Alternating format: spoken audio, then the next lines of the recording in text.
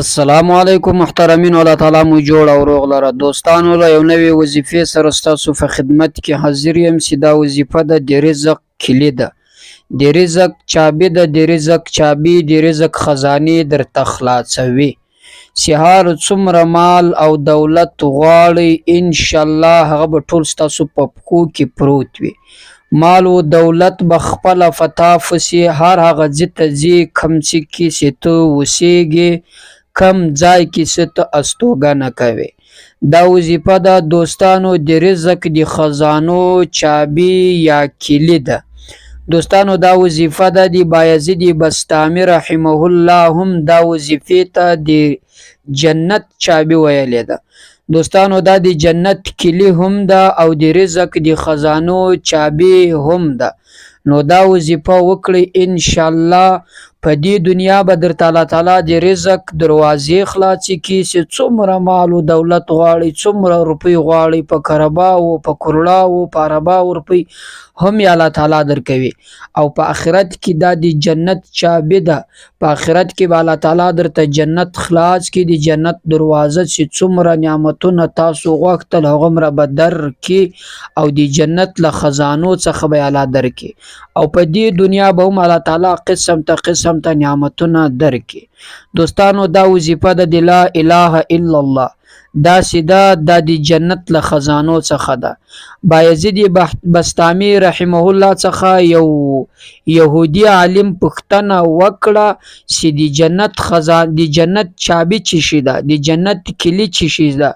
بایزید بسطامي رحمه الله سي ډیر بزرگ شخصیت، ډیر ولی دی الله تعالی تیر سوی ده. د دو په نامو باندې به الله پاک جل جلاله بارانونه پر خلکو باندې ورول.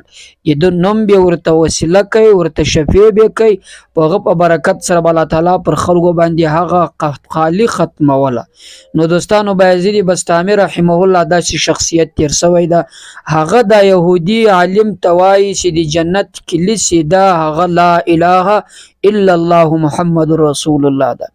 نو لہذا دوستانو بایزید بسطامي رحمه الله هغه شخصیت هغه بزرگ تیر سوی ده چې یو ځای کې یو ولی دی الله تعالی را روانو او خلکو پوښتنه جن وکړه چې ته دعا وکړه، ته خو ډیر بزرگ شخصیت یې چې الله تعالی بارانو کې ځکه چې ډیر قحط حاله ده، ډیر وشتکاله ده.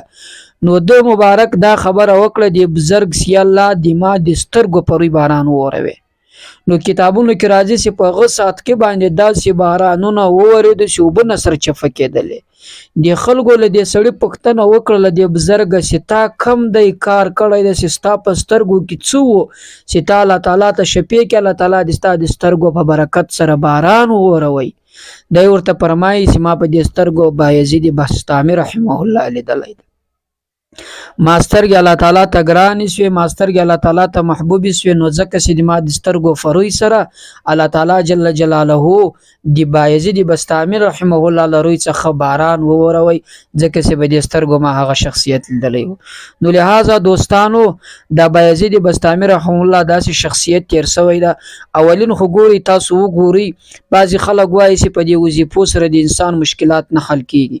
ګوري د کس خپل سترګې چې خالی بایزید فلیدلی و پر دې باندې عقیده یقین مضبوط او شفیع کې الله تعالی ته وسیله وګرځولې چې بایزید بسطامي رحمه الله فلیدلی و پر دې باران وسو. نو ته خپل سوچ فکر وکړه یو وظیفه قرآن شریف آیات وي یا یو کلمه وي یا یو داسې آیات چې د قرآن شریف په ستا غا الله ته وسیله کې، نو څنګه بستا مشکل نه حل کیږي، څنګه بستا حاجت نه پوره کیږي، څنګه به الله تعالی ته رزق او مال او دولت نه درکوي. نو خو زموږ او تاسو عقیده کمزوري دي، زموږ او تاسو یقین کمزور ده. نو ځکه الله تعالی موږ او تاسو سره پر هغه عقیده او یقین باندې ځي. څنګه چې زموږ او تاسو یقین مضبوط شي، عقیده مضبوط شي، هغه مر په والله بالله زموږ او تاسو کارونه داسې زر حل کیږي، زموږ او تاسو مشکلات به ختميږي، زموږ او تاسو حاجات به پوره کیږي او موږ او تاسو به الله تعالی ته نږدې کیږو او دعاګانې به مقبليږي. خو بدبختانه زموږ مرزي دا د موږ او تاسو وظیفه کوو پر هغه وظیفه معلومه راته نه وي، وظیفه کوو پر هغه یقین نه وي، وظیفه کوو پر هغه عقیده نه وي.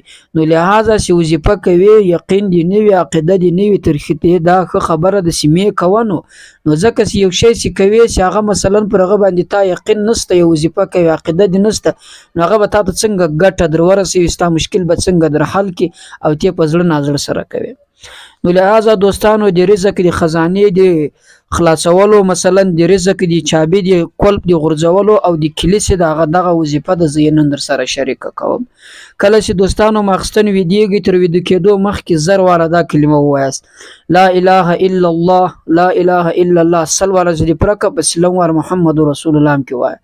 کله چې د زر واره وویله بس هغه په ځکه پروت له ځان سره دعا وکړي الله د دې کلمې په برکت سره سدا سي څنګه د رزق دی چابي ده یا دا څنګه د جنت چابي ده غیبی الله پر ما مهربان سي ما ته رزق او مال او دولت دې کلمې په واسطه سره راکړي دې کلمې په برکت سره ما ته مال او دولت راکړي دې فقر مسکنت غریبی له دې ټول څخه می الله په خپل فضل او کرم سره او دغه کلمې په واسطه سره خلاص کړي.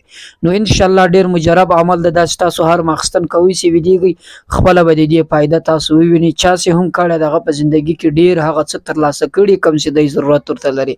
ان شاء الله تاسو ته به الله تعالی جل جلاله دغه سي درکوي.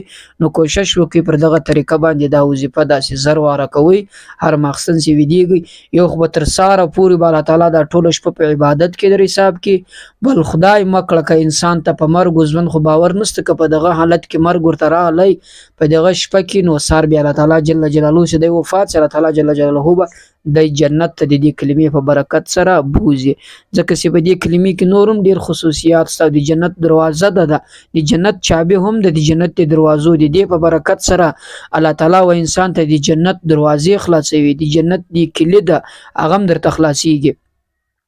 نو لہذا دوستانو دا وظیفه یو ځل وکي ان شاء الله دا وظیفه کې ډېری فائدې دي د دنیا او د آخرت فائدې دي د دې دنیا فائدې ګټې هم پکې د آخرت هم پکې.